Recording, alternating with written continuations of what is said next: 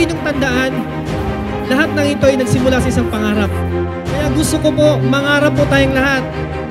Nandito ka na sa isang samahan na nagtutulungan at magkikreate ng wealth para sa isa't isa. Nandito ka na sa Team Big Time. Kung saan, eto na yung parang prototype.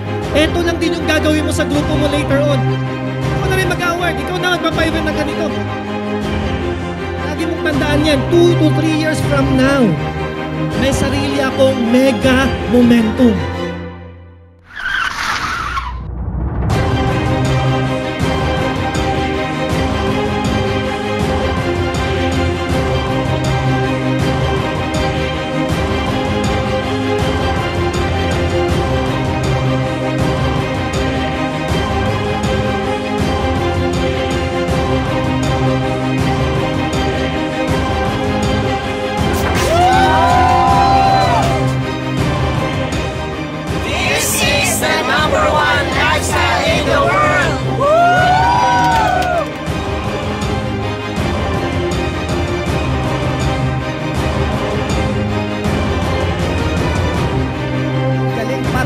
Nakaka-inspire yung hard work natin when it pays off, di ba? Yung mga sports car. Diba?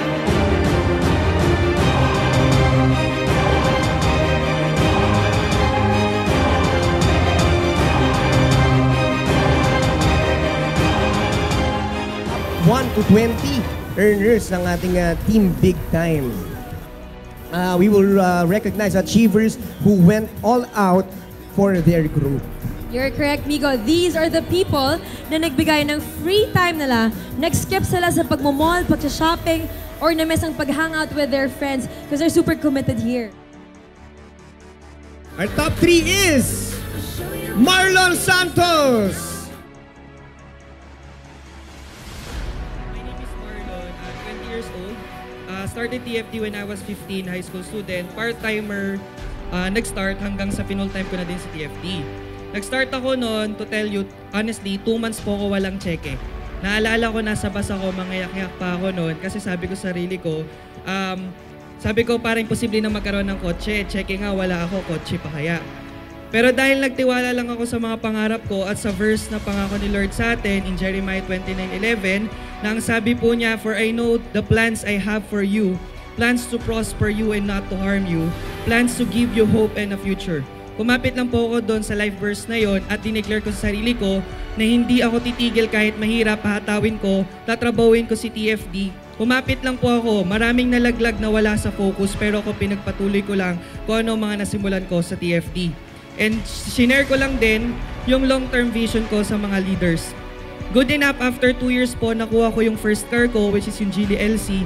After a year, na-hit ko yung Honda City. And after a year again, yung latest ko po ngayon, yung nasa labas, yung black Chevrolet Camaro RS. Aside from car, nakabili po ako ng sarili kong condo at nakapag-travel po sa iba't ibang bansa for free dahil kay TFD. At syempre, ang pinakamasarap na achievement po for me is yung makita ko yung mga tao under my team na talagang nabago yung buhay. Yung mga dating call centers, yung iba dating empleyado na ngayon big time na sa TFD.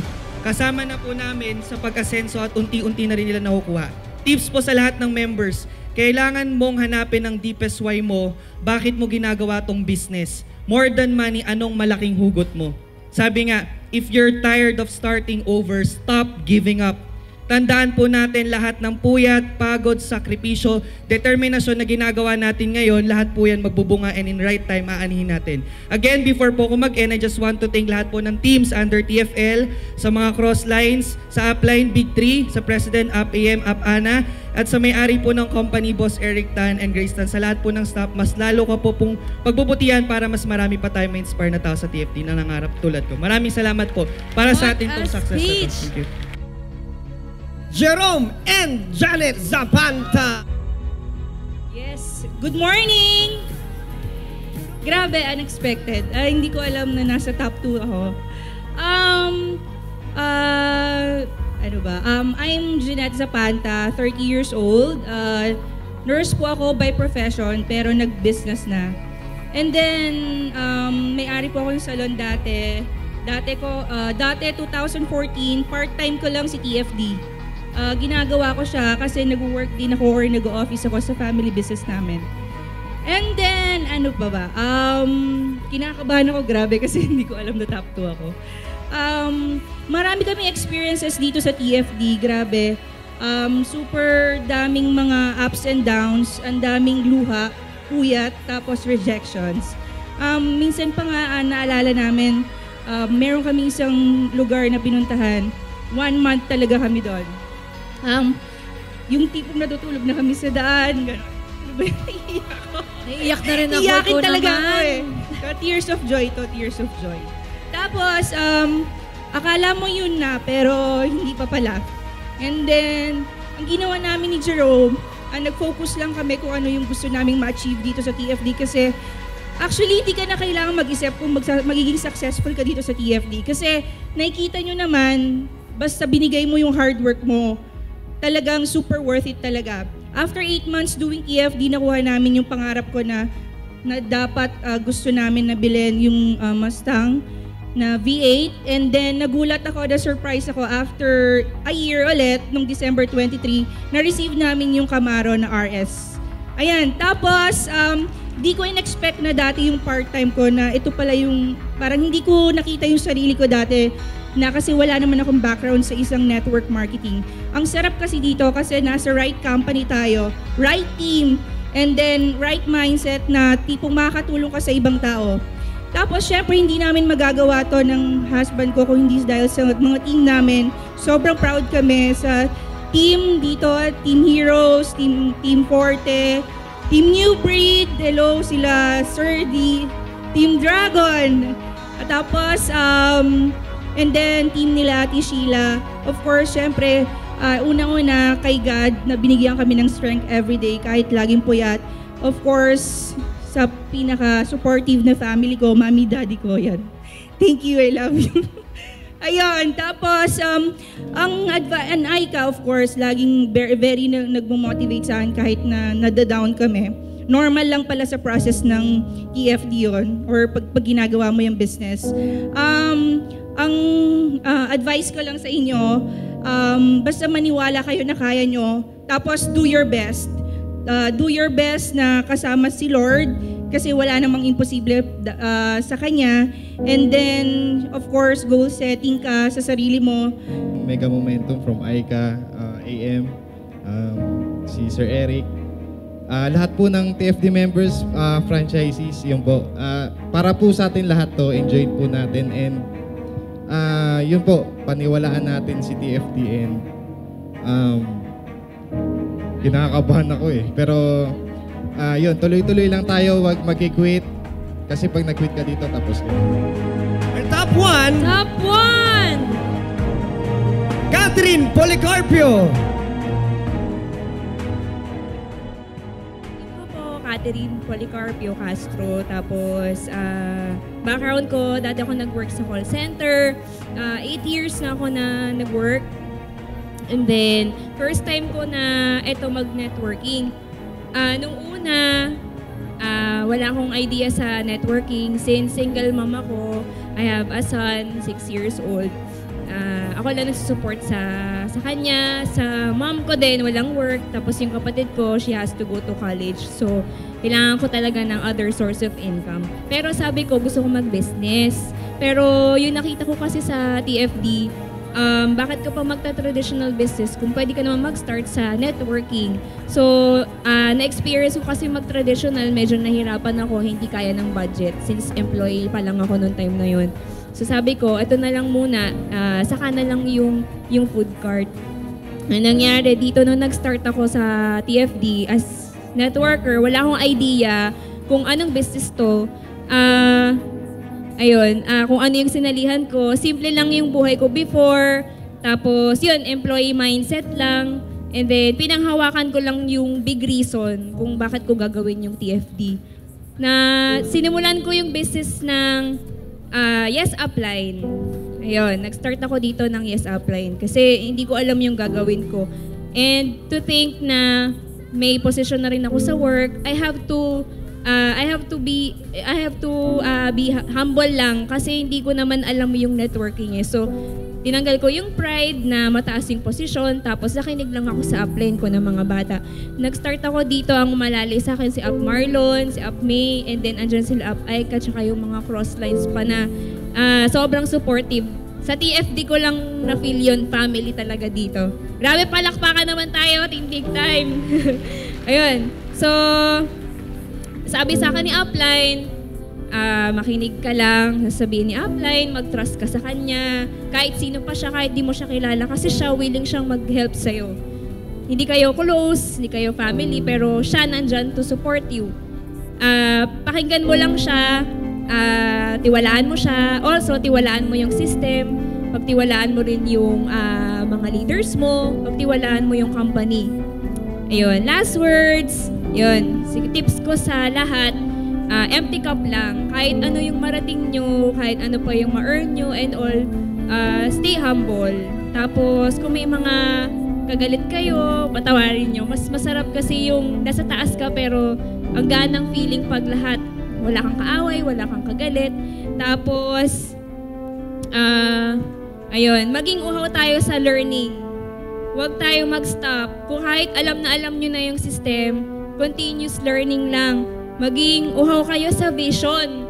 Dapat alam nyo yung pupuntahan nyo kasi malolost kayo sa TFD kung hindi nyo alam yung gusto nyong marating. And then, maging uhaw din kayo sa faith. Huwag kayong mawalan ng faith. Yun, yung sa faith na sa sarili mo na kaya mo. Huwag kang susuko. Yun naman lagi sinasabi ni Upline. Faith sa system, faith sa business, faith na may mangyayari sa'yo dito. Hindi nga lang now, pero dadating yung time nyo. Huwag nyo lang antayin yung time na lumipas. Kailangan kayo, hinahabol nyo rin yung time. Last words, faith kay God. Ayan, lahat naman ng nangyayari sa akin, sa atin, si God yan. Hindi naman yan ako, hindi naman yan tayo. Si God yan, kailangan lang paniwalaan natin yung prayers natin na bibigay niya sa atin yung sagot. Hindi nga lang niya bibigay yung exact na sagot, pero ibibigay niya yung TFD. Yun yan. Ayun, thank you po and God bless everyone.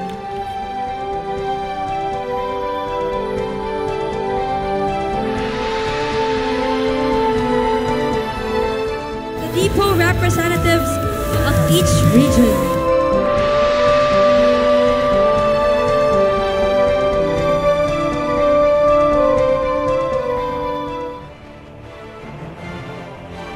Award for the Millionaires Club. Sino-sino nga ba ito? So these are the dedicated, hardworking people who earn with a minimum of 1 million since September 2014. Ganun Bill kadali. John Asuncion. Jean Mantala. Marian Marabe. Emerson Tiope.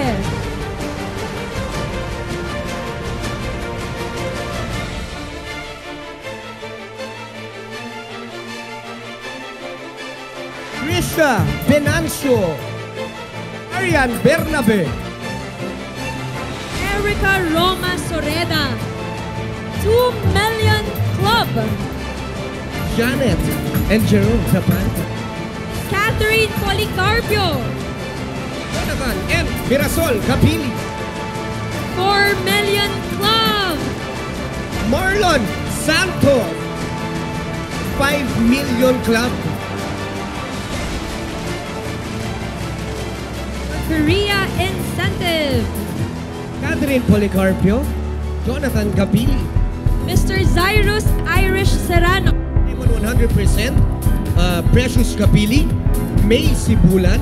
Janet Zapanta and Catherine Policarpio. All on the Sapphire rank.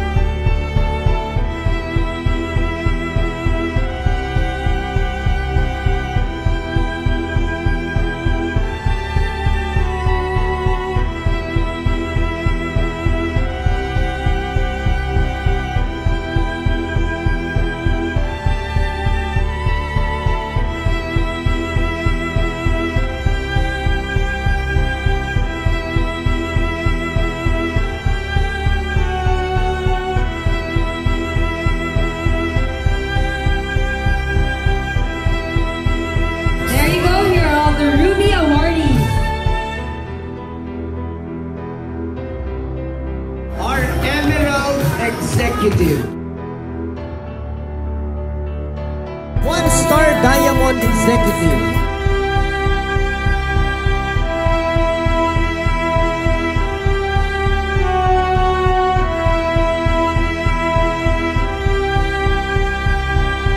Congratulations to the 1-star Diamond Executive awardees. 3-star Diamond Executive. Miss Aika Lorraine Uy. The top 20 earners of TFD. Starting off with top 20. Mr. Emerson John Tiope. Frederick John Marco and Gian Carla Fructuso. Top 18.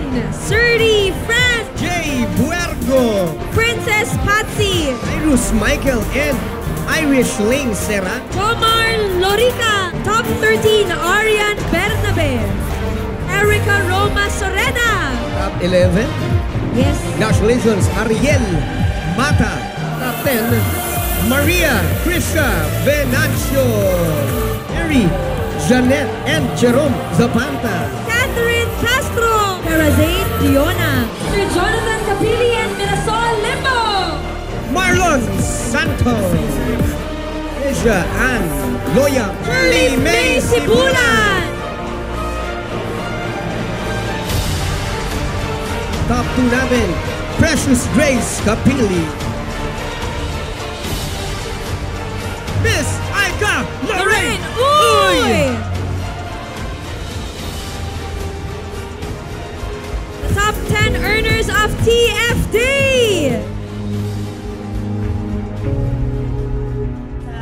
Buong team, dahil kung hindi naman dahil sa inyo, wala naman ako nitong award na to. Advice ko lang din sa inyo, dati lang din ako nakaupo dyan, pumapalaktak before, pero ang difference lang is, hindi ako pumayag na hindi rin ako makakaakyat sa susunod. So yun lang. Success is no accident. It is hard work, perseverance, learning, studying, sacrifice, and most of all, love what you are doing. So guys, God bless, and lahat ng award ko is in-offer ko sa kay God, sa family ko, and then sa buong team. Yung message ko din dito, great leaders don't set out to be a leader. They set out to make a difference. It's never about the role, always about the goal. So, ayun, we have to have a goal since nandito tayo sa TFD. Tapos, huwag kayo pumayag hindi siya ma-hit. And then, learn the business fast as you can. Sinimulan, nakita ko na yung mangyayari sa akin. So, nung sinimulan ko siya, lahat ng struggles, simple na lang. Salamat po. MVP! Walang pa kayo!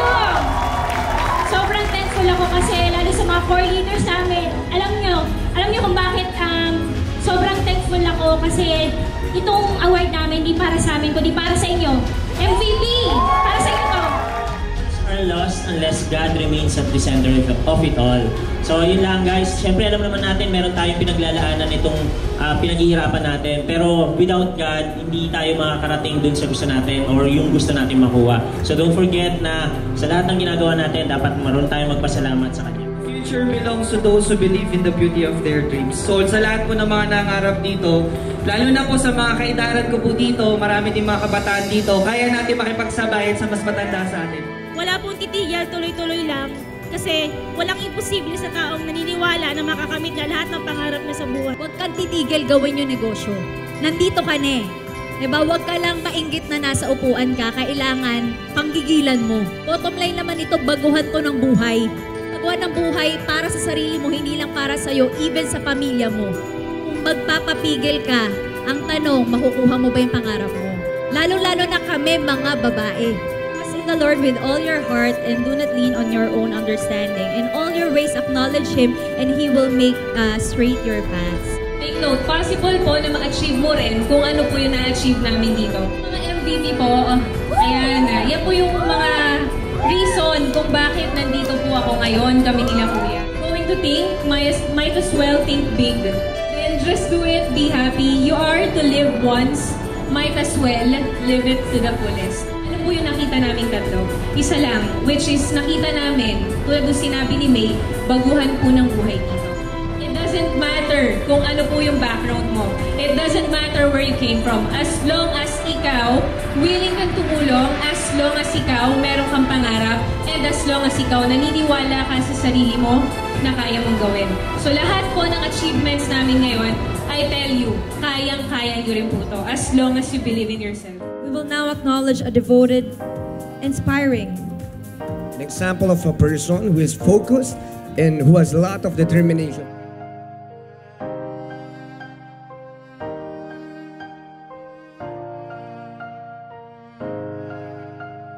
My name is Aika. Nag-start po ako sa TFD year 2008. I'm 20 years old that time. Estudyante po ako sa UP. Course ko po doon is civil engineering. So kung titingnan mo siya, yung course ko before, hindi talaga siya related. Kung titingnan mo yung course ko before, hindi siya talaga related. Pero yung family ko po kasi, yung family ko, may kaya talaga siya before. Mayaman kami. Pero dumating yung point, nalugi yung mga negosyo ng parents ko. In short, yung mayaman before na Aika or yung family namin dumating sa point na hindi na siya ganun. So dumating sa point na may bahay kami before, tapos nakikitira na lang kami, tapos minsan yung tagto dumating sa point na nakikita ko yung parents ko na nag-aaway dahil sa pera. Dumating sa point na na-witness ko na yung tita ko gusto niyang paalisin yung mga kapatid ko sa bahay nila. Yun yung mga kumbaga pinanghawakan ko. Yun yung mga naging dahilan ko kung ba't ko ginawa si TFD. Na-meet ko po si TFD year 2008. So ginawa ko ulit yung system. Basta ganito lang siya simple. Lahat ng bagay mahirap. Okay? If you want to be successful, kailangan may sacrifice. Kung gusto mong yumaman, kailangan mo mag-sacrifice. Kung gusto mong makuha lahat ng bagay na gusto mo, kailangan mo mag-sakripisyo. Hindi pwedeng makuha mo yung gusto mo na hindi ka nag-sacrifice. Lagi ko itong sinishare sa training ko.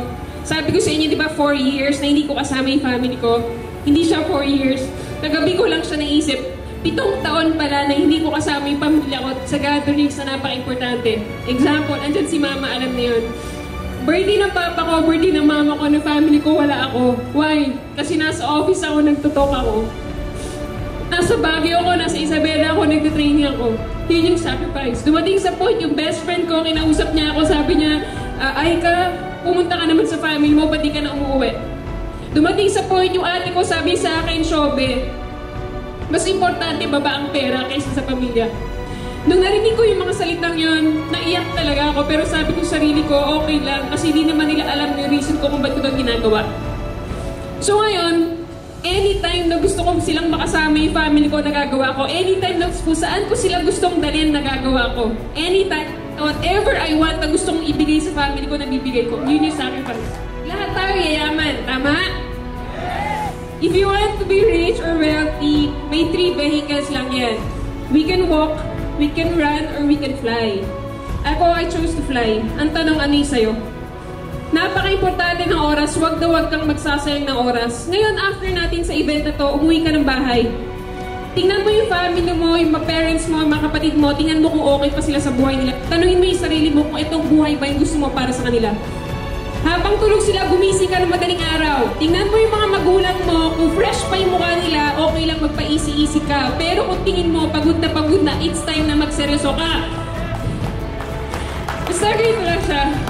Team Big Time, mahal na mahal ko kayo. Itong event na ganito, ginagawa namin lahat ng Uplines Love AM para sa ating lahat to, para mapasaya kayo, para lumaki ng sobra-sobra ang grupo natin kasi marami pa tayong mapapayaman. Basta itong ginagawa ko, alam niyo mamaya, actually, hindi ko naman sinasabi sa kanila, pero ako kasi, hindi ako showy.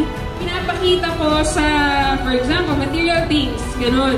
So, hindi ako showy, hindi ko sinasabi na I love you, gano'n, pero deep inside, syempre, mahal na mahal ko yung magulang ko. Ayoko dumating sa point na tumanda sila na until now, hindi ko pa nabibigay yung mga para sa kanila.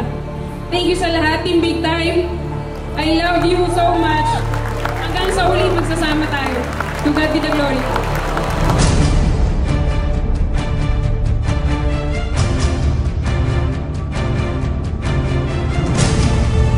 Miss Aika Lorraine Uy at ang kanyang new Audi R8!